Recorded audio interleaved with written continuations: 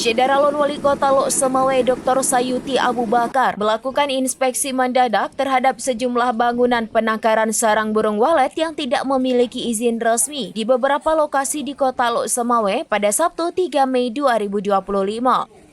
Kegiatan ini merupakan bagian dari upaya penertiban untuk memastikan seluruh aktivitas penangkaran berjalan sesuai ketentuan.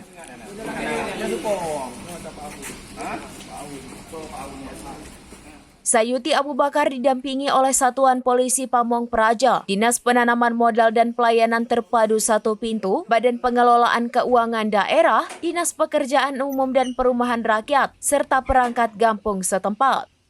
Hasil pemeriksaan menunjukkan seluruh bangunan yang dikunjungi belum memiliki izin dan terdapat indikasi pelanggaran zonasi.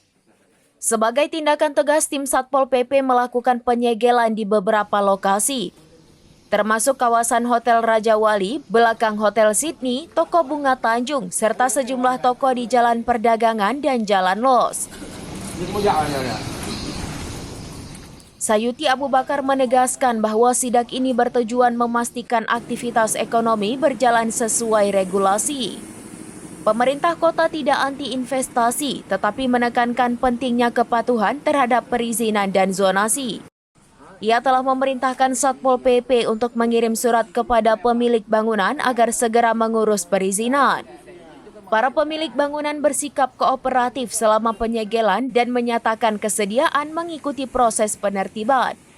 Usaha penangkaran walet merupakan salah satu potensi ekonomi daerah berdasarkan Kanun Kota Lok Semawe Nomor 1 Tahun 2024 tentang pajak dan retribusi daerah. Pemerintah kota berkomitmen menata kembali kegiatan penangkaran walet agar sesuai regulasi, menjaga ketertiban, kenyamanan masyarakat, serta menciptakan iklim investasi yang sehat.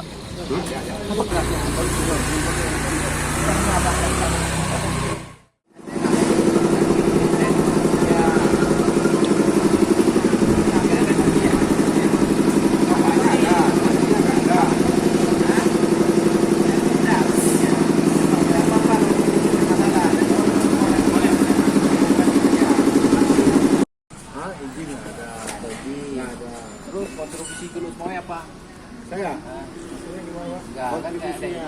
Dari Lok Semawe, Saiful Bahri, serambinews.com. Download Tribun X sekarang, menghadirkan lokal menjadi Indonesia.